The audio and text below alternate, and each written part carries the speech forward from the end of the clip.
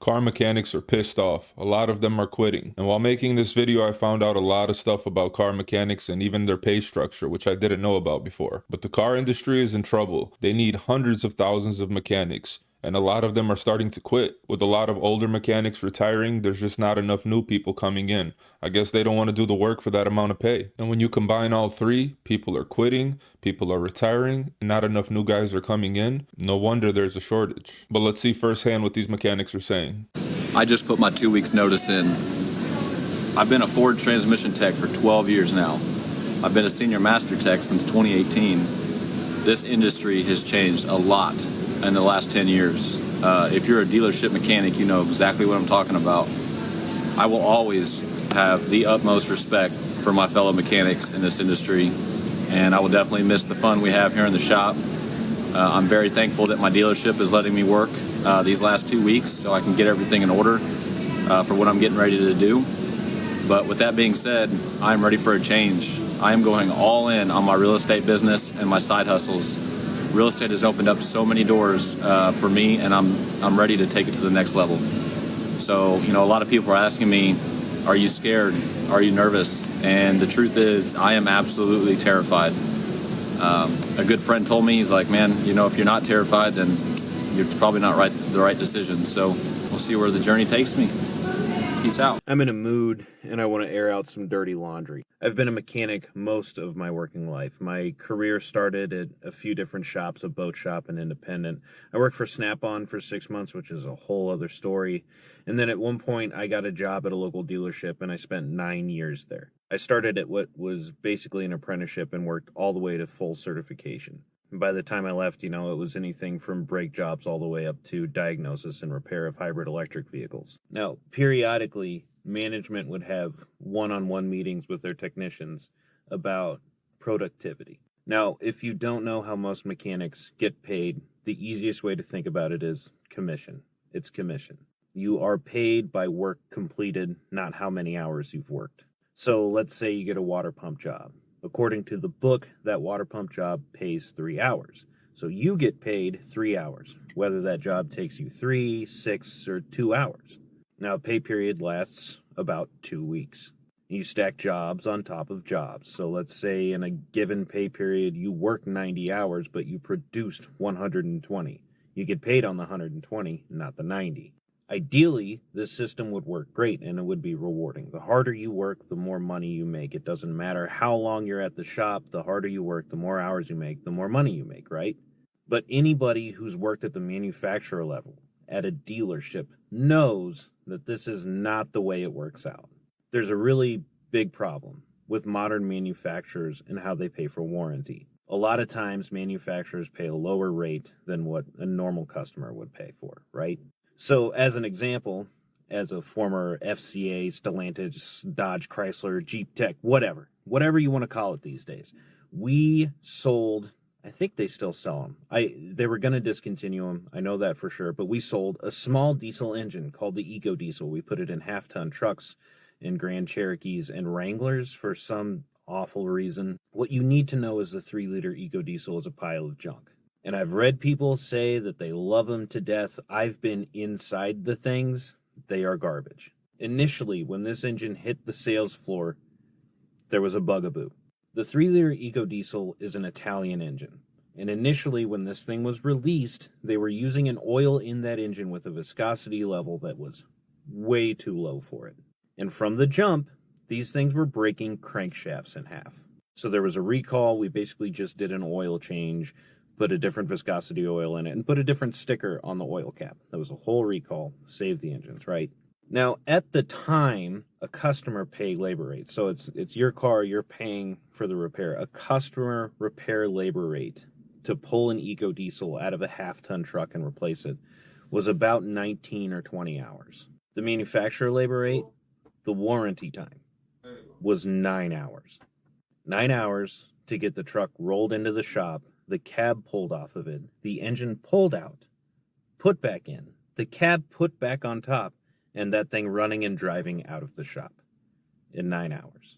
Now, let's get back in the productivity meetings. You would have these one-on-ones with management, and they'd look at your hours that you were producing in a given pay period, and they'd say, well, you're not doing as many hours as we think you could do. We think you could do more hours. We don't understand why. Your hours are so low.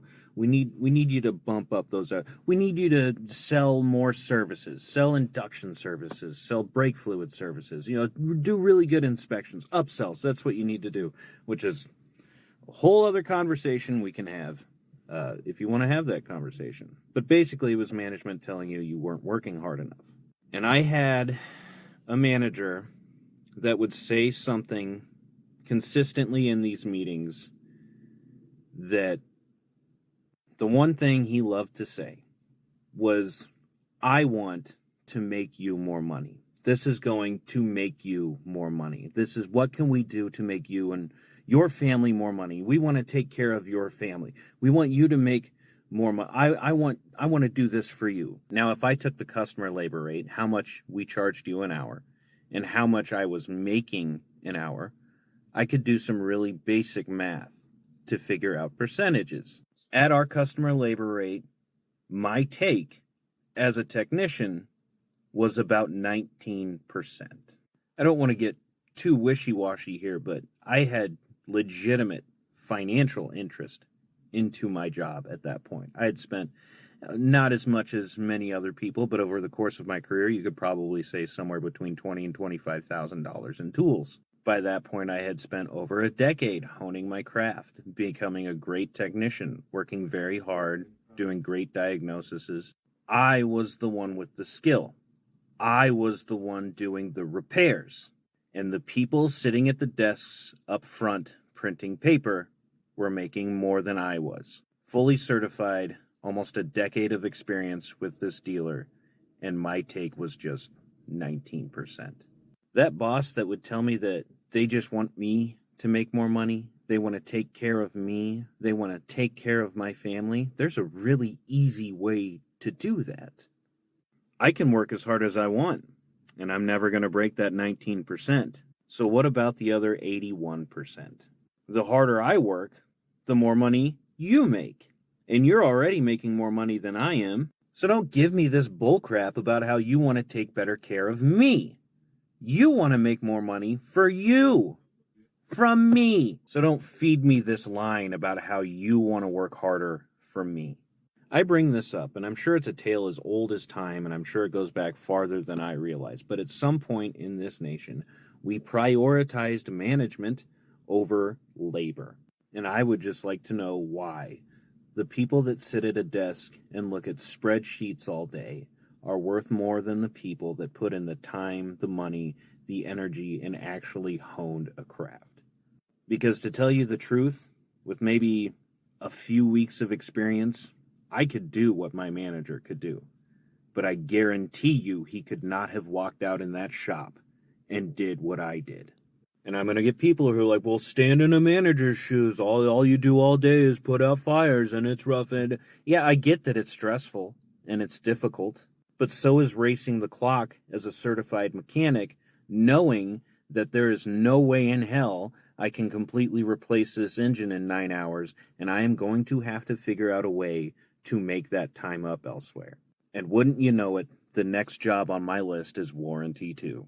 I took a pay cut for my current job, but I got better benefits and a better home life. And to me, more importantly than anything, my job is not to make somebody else rich. You are not cattle, and this is not the industrial age. I think it's time more people recognize that. Car mechanics have the worst. The only trade where we are all the trades combined. Cars have plumbing, electrical, and the mechanical, and all that stuff. But I feel like we get paid the least amount of money. Why do plumbers get more than us? We gotta do way more work. Why do electricians make more than us? Where we have to diagnose electrical problems in cars. But of all the trades, we get shafted. We're in a time where the employee has never made a smaller percentage compared to the owner as today. And this is true in almost every single job that exists. I got a video coming up on Uber horrible how they pay their drivers. They're taking sometimes 70-80% of the fare for just putting two people together. You need a ride, I got a ride, we put them together and they take 80% of the money. But that's a different topic. We're talking about mechanics here. That's something that we fundamentally need, and there's a huge shortage of them. And it's not a good sign when they're underpaid, they're not happy, and they're quitting, retiring, and not enough new people are coming in. And as you just heard, this mechanic